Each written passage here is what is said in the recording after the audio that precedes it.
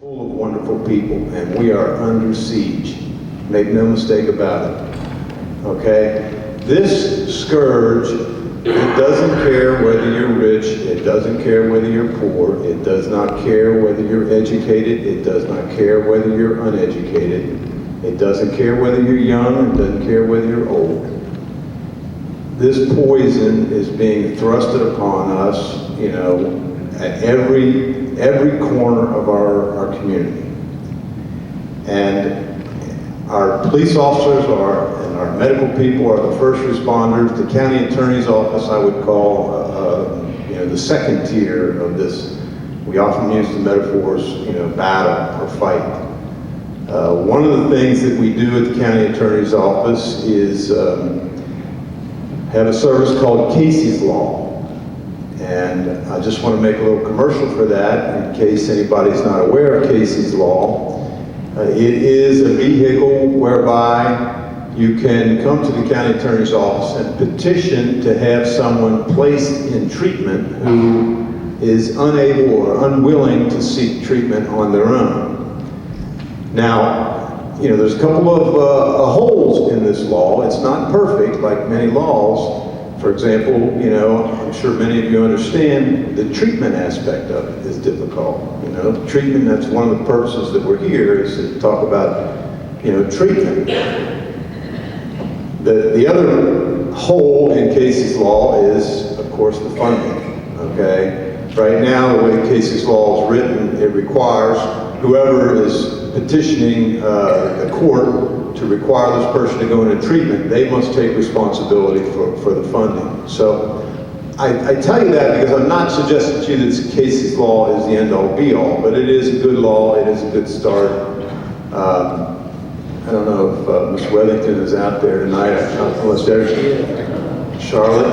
Okay, well, Charlotte knows all about Casey's Law. It was her, through the tragic loss of her son, that Casey's Law came into fruition.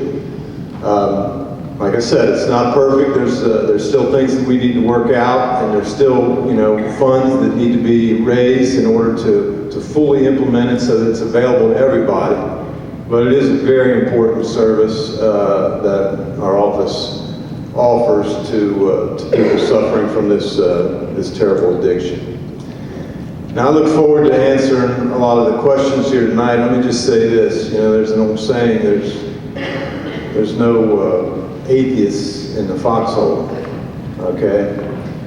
And one of the things that we're here for, the reason we're gathered here is to come up with some support for faith-based treatment and recovery. I can tell you, collectively as a county, okay, 90,000 of us and our neighbors in Kenton and Boone, we are in the foxhole, okay? And if you don't think that there's a spiritual aspect to this to help us get out, well, you get your head in the sand, okay? We need a lot of help. We need financial help. We need to get rid of the stigma of talking about this. As I said, there's no one this doesn't touch. Our officer mentioned the restaurant that he was at. Another commercial, okay? You have to think about this problem that is so pervasive in a lot of different ways.